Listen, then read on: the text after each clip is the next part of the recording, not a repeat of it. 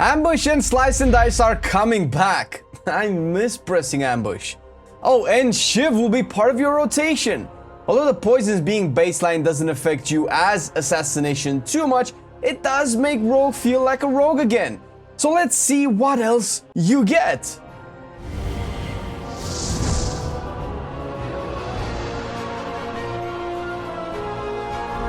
A segue into our stream is what you get. Hey!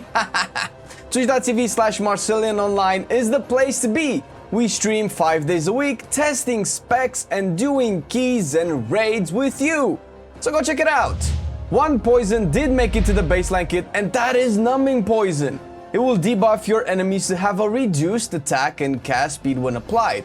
It still kind of shares a place with the PvP talent, at least in the name and icon, but the PvP talent hasn't been addressed yet. However, this could add some utility to Assassination in high M+ keys if, by reducing the attack and cast speed of mobs in large packs, would translate into your tank taking 1 or 2 fewer attacks from each mob.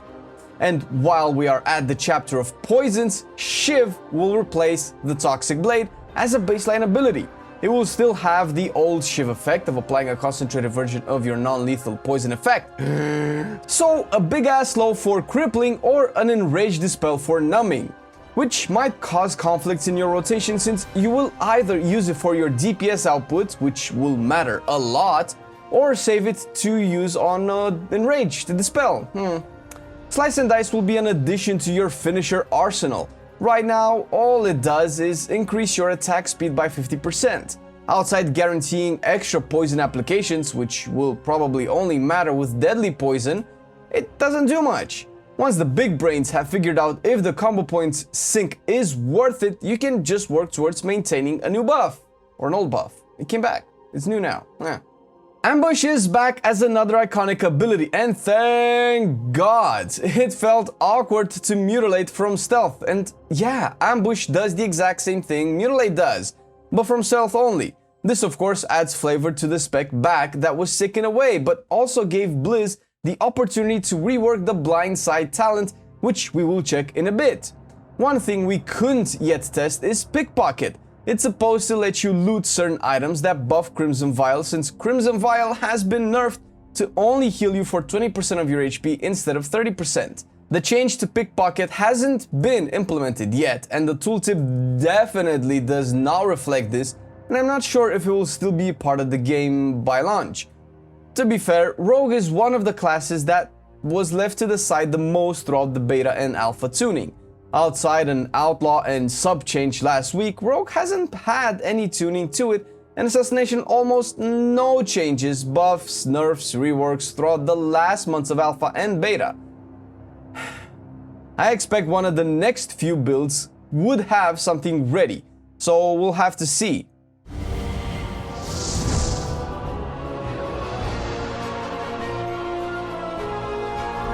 One of the least exciting Covenant abilities is Echoing Reprimand. The concept of it is nice, but it feels like the devs forgot how rogues work. What this does is strike the enemy, giving you 3 combo points, and Anima charges a specific combo point at random in your combo point resource section. The next finisher you cast that consumes the exact combo points that coincides with the one that was charged will have the damage of a 7 combo point finisher. The thing is, you have little control over how many you generate because of Seal Fate, so you end up with the buff staying on your target for quite a while until you are lucky to generate the exact amount of combo points that you need. Either that or just fire and forget and play your rotation and hope you get to consume the buff before it expires.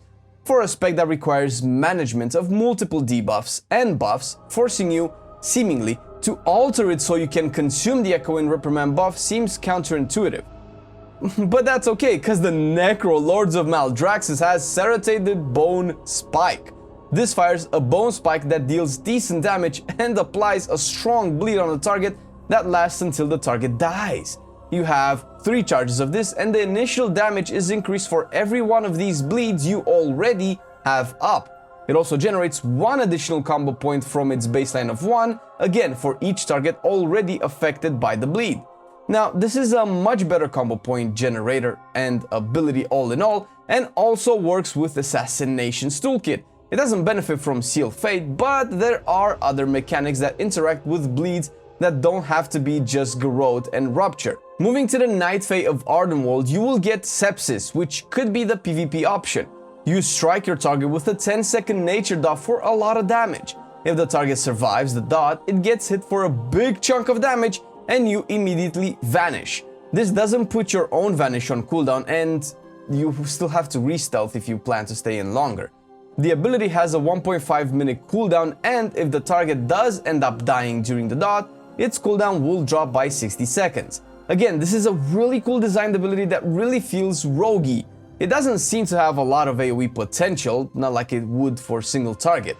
You can also time this with a Vendetta so you get some last second snapshot Garrotes without having to use your own vanish. Also, PvP yo! PvP. Lastly, Venthyr brings Slaughter. This works only from stealth, and when you use it, you replace your lethal poison with the Slaughter poison, which still bugs out on beta right now, giving you deadly poison still. The Slaughter poison deals a dot that also leeches health back. The leech is kinda shit, but the dot is actually really good and scales with mastery. I can definitely see Venthyr as a viable PvE covenant where you would build a mastery heavy assassination build. Number tunings will have to wait, and we will see how it works in the end.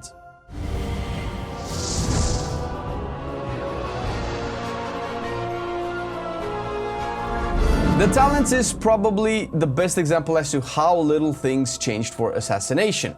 Blindside was reworked from a dead talent to an ambush buff.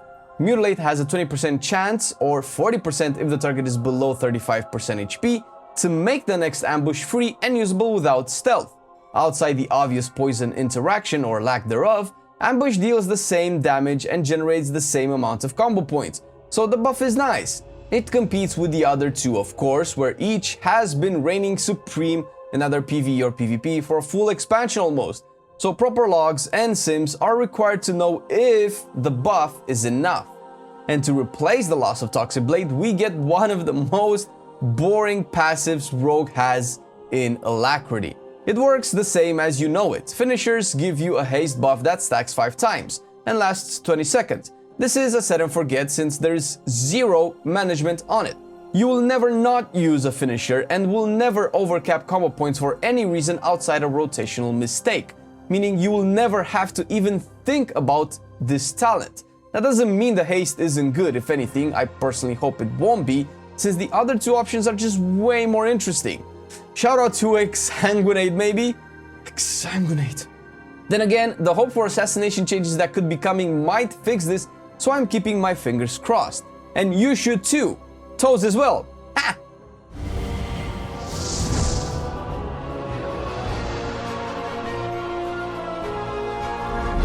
More and more legendary powers are added to be tested, the majority being generic ones for all classes. There are 4 specific to all rogue specs, stuff you might have heard like Mark of the Master Assassin, which is especially good for subtlety.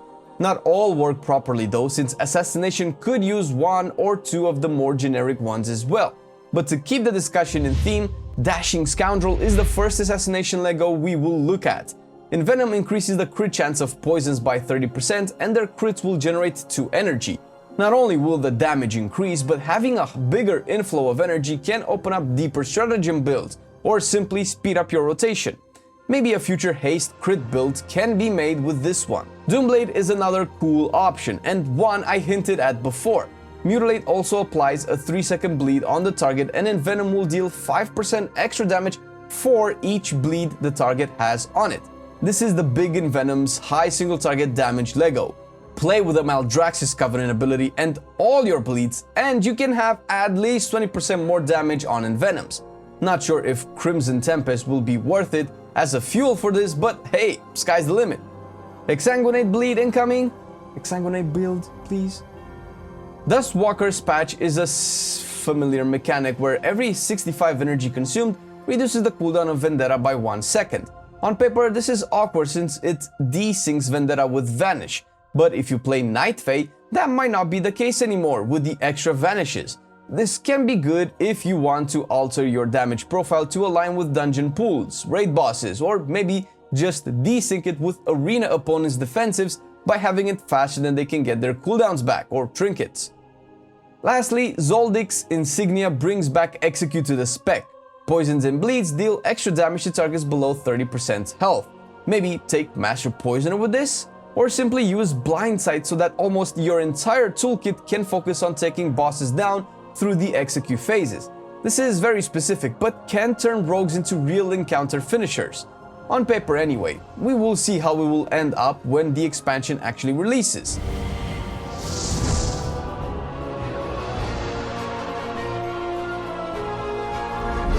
If you skipped on the Soulbinds talk, let me get you up to speed.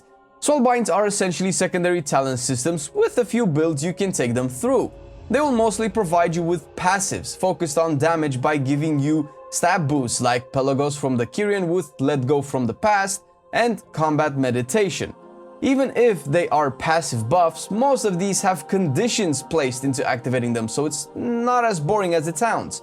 You can also get stuff like Plagueis Preemptive Strike from Marelith of the Necrolord, a simple 10% extra damage towards your target, especially when just coming out of stealth with empowered growths, and shit can be pretty good. If you decide to go with Soulbinds that offer you more defensive conduits, you can still get stuff like First Strike from Corraine of the Night Fae. This will give you a 10% crit chance for 10 seconds when you damage an enemy before they can damage you. And you are a rogue with stealth, so that shouldn't be a problem. That's the thing, there are certain paths you can build your Soulbinds on, and not all of them will unlock potency conduits that actually offer you the meat of your power. A more balanced example is Nadia with Dauntless Duelist. This is a more boss-focused trait that is active on the first target you engage when entering combat. I'm saying boss-focused since it has little uses in AoE, but does seem to last as long as the combat lasts. Thrill Seeker, which is one of the better offensive traits overall, might not be that great for assassination. Speculation. From its tooltip and effect in game, it seems this increases your attack speed and such, and not offer you haste directly that can somehow be translated into energy regeneration. These are important because each path you build them on will have 4 empty slots that you fit with conduits. The endurance ones are the tanky options, but what you really want are the potency conduits. Stuff like lethal poisons that increase the non-periodic damage of your lethal poisons. So far, this seems to refer to instant damage effect of deadly poison. That's still a good damage boost, coupled with other talents and effects that increase your nature and or poison damage dealt overall. Maim, Mangle makes Garrote increase the damage of your Mutilate on the target by 20%. The way this currently works is Mutilate deals more damage as long as Garrote is on the target, with my current testing at least, making this incredibly strong, way stronger than any other conduit. Unless this is not intended and Garrote only increases the damage of your next Mutilate, we'll see. For a more AoE focused build, you can also go with Poison Catarrh. This gives your Fan of Knives an 8% extra damage and an 8% extra chance of applying poisons. Coupled with Deadly Poison, this means more poison damage on your targets. Well-placed Steel is a Shiv amp that increases its damage on bleeding targets and extends the duration of Envenom by 1 second. Right now the tooltip for this one is off, and the damage increase doesn't seem to apply, and even if it did, Shiv already has some basic issues with its scaling, so you will have to wait until the tuning is done for Assassination to actually see which is best.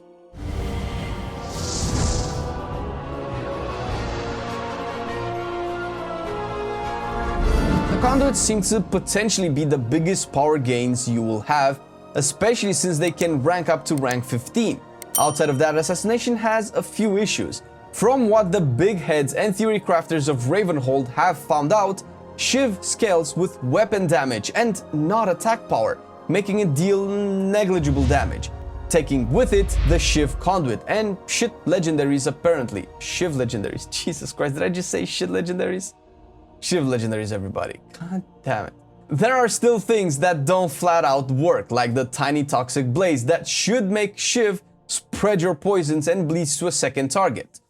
I would not be surprised if the next build with class changes will include something for Assassination, and for any future updates, we will do our best to update the comment section down below but would still recommend you check the Ravenhold Discord channel for more in-depth theory crafting.